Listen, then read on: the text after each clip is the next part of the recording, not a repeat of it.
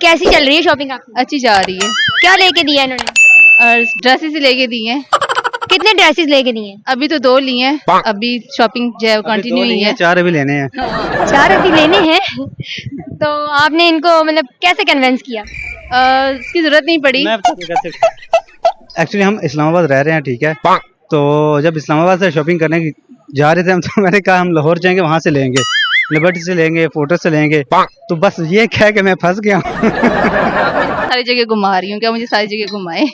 तो चूड़ियां नहीं लेके दी इन्होंने? एक्चुअली ये है कि मैंने लिया था ब्लैक ड्रेस। अब मैं ब्लैक पसंद करते करते मेरे पास 3 हो गए हैं।